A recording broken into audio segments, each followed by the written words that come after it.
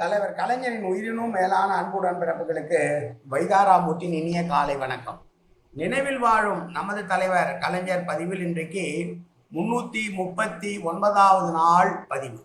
இந்த பதிவும் கலைஞர் சொன்ன கதைகள் என்கிற புத்தகத்திலிருந்து தான்.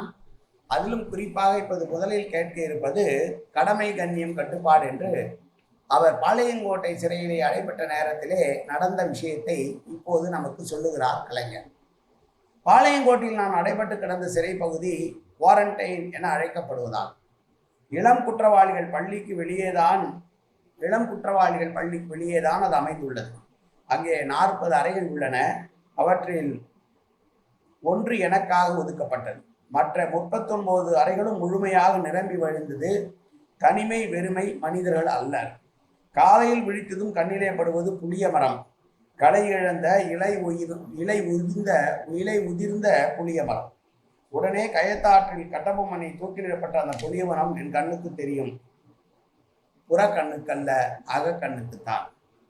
செங்கதுரோனின் தங்க கதிர்கள் கரங்கள் தழுவி எடுக்கும் பூமி குழந்தையை. அந்த வெளிச்சத்தின் சாயல் மெல்ல மெல்ல படர்ந்து வரும் நான் இருக்கும் வெறிச்சோடிய பகுதி. பின்னர் நான் வெளியிலே வரும் பொருட்டு கதவை திறந்து விடுவார்கள். சிறை கதவை அல்ல, அறை கதவை. சின்னஞ்சிறு கூட்டிலிருந்து சற்று பெரிய கூண்டுக்கு வந்துவிட்ட உணர்வு மேலோங்கி நிற்கும். பகலிலோ வேக வைக்கும் வெயில், வேகமாக போக மறுக்கும் பொழுது, அதனால் உடல் புழுங்கும், உள்ளமும் புழுங்கும். இரவு 9 மணிக்கு மறுபடியும் அரைக்கதவை பூட்டி விடுவார்கள், என்னை உள்ளே வைத்துதான்.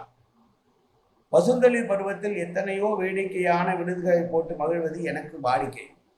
அத்துவான காட்டில் சொக்கன் பந்தடிக்கிறான் என்பதும் அவற்றிலே ஒன்று.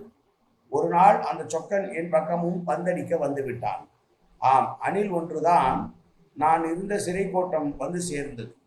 மனித முகம் காணாமல் மனம் தவித்து புழுங்கிய நான் அணில் முகத்தை கண்டதுமே அகம் குளிர்ந்தேன், முகம் மலர்ந்தேன், ஆறுதல் மிக அடைந்தேன். அதனை கனிவோடு கையில் எடுத்து அறையில் உள்ள கப்போர்டில் படுக்க வைத்தேன். ஆனால் பாவம், அதுவும் என்னை போல் ஒரு நோயாளிதான். காக்கையோ குருவியோ கொத்திவிட்டதால் அது உடலில் காயம். என்னை போல உள்ளத்தில் அல்ல. காரணம், அதற்கு அரசியல் தெரியாதே. அதன் வேதனைக்கு மருந்திட்டேன், தின்ன பழம் கொடுத்தேன். ஆயினும் விடுதலையை விட வேறெதையும் அதற்கு பிடிக்கவில்லை. அந்த விஷயத்தில் நான் பக்தவச்சலமாக இருக்க விரும்பிடவில்லை. எனக்கு இதயம் இருந்தது, தொலைக்கிறதே. அதனால் அந்த அணிலை விடுவித்து தோட்டத்து பக்கம் அனுப்பிவிட்டேன். அணில் என்னை பிரிந்து சென்று விட்டது. நான் அதனை பிரிந்து விட்டேன். அதற்கு என்னை பற்றி நினைவிருக்காது. அதன் நோயை கழித்த மருந்தோ வாய் கழித்த கனிகளோ அதன் ஞாபகத்துக்கு வரப்போவதில்லை. ஆனால் பிரிந்திட்ட அணியின் முதையில் உள்ள 3 கோடுகள் மட்டும் கடமை, கண்ணியம், கட்டுப்பாடு 3 சொற்களாக என் உள்ளத்தில் முழங்கி கொண்டிருக்கும். நான் எங்கிருந்தாலும் அந்த முழக்கம் கேட்டுக்கொண்டே இருக்கும் என்று சொல்கிறார். நையாண்டியாக நான் பக்தவச்சலம் போலல்ல என்று அரசியல்வாதிகளே அன்றைக்கு பக்தவச்சலம் நடத்தியதை குத்தி காட்டுகிறார். அணிலின் மீது 3 கோடுகள் இருப்பதற்கு ஆத்திகர்கள் ராமர் காலத்தில் ராமனுக்கு அணில் உதவி செய்ததனால் அணில் முதையில் தடவினாராம் ராமர். அதனால் அந்த 3 கோடுகள் வந்ததாக சொல்லுவார்கள். ஆனால் பகுத்தறிவுவாதியான கலைஞருக்கு கண்களுக்கோ அந்த 3 கண்களும் கடமை, கண்ணியம், கட்டுப்பாடாக தெரிந்திருக்கிறது என்பது வியப்பில்லையே. அடுத்து சாவிதான் இல்லை என்கிற தலைப்பிலே உள்ள ஒரு கட்டுரை. மாநிலங்களுக்கு அதிக அதிகாரங்கள் கூடாது என்பதுதான் காங்கிரசின் எண்ணம். மாநிலங்களுக்கு அது அதிகாரம் இருந்தால் மாநிலம் மக்களுக்கு நன்மைகளை செய்ய முடியும் என்பதுதான் நம்முடைய சித்தாந்தம். இங்கே ஒரு கதை சொல்ல வேண்டுமானால், ஒரு வீட்டு வாசலிலே அந்த வீட்டு மருமகள் முழங்காலை கட்டி கொண்டு உட்கார்ந்திருக்கிறாள். பகல் 1 மணி வரை அவள் சமைக்காததை கண்டு பக்கத்து வீட்டுக்காரி வந்து சமைக்கவில்லையா என்று கேட்கிறாள். இவள் இல்லை என்கிறாள். ஏன், விறகு இல்லையா என்கிறாள். விறகு இருக்கிறது என்கிறாள். பிறகு தீப்பெட்டி இல்லையா என்கிறாள். தீப்பெட்டி அதுவும் இருக்கிறது என்கிறாள். மருமகள் சொல்கிறாள். அரிசி கிடையாதா என்று கேட்கிறாள் பக்கத்து வீட்டுக்காரி. காய்கறி தேவையா என்றவள் கேட்கிறாள். எல்லாம் இருக்கிறது என்றாள். பின்னர் ஏன் சமைக்கவில்லை என்று பக்கத்து வீட்டுக்காரி கேட்க, எல்லாம் இருக்கிறது, எல்லாவற்றையும் அறைக்குள் வைத்து பூட்டிவிட்டு மாமியார் சாவியை எடுத்து இடுப்பிலே வைத்துக் கொண்டு வெளியிலே போய்விட்டாள் என்று மருமகள் சொன்னாள்.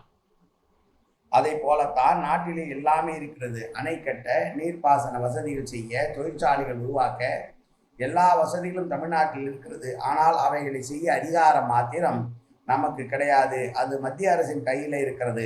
அந்த அதிகாரத்தை பிடுங்கி மாநில மக்களுக்கு நன்மை செய்ய வேண்டும் என்று பாடுபடுகிற இயக்கம்தான் திராவிட இயக்கம் என்று இன்றைய திராவிட மாடல் அரசாங்கத்தினுடைய மூத்த முன்னோடியாக கலைஞர் முன்னணியதை பார்ப்போம்.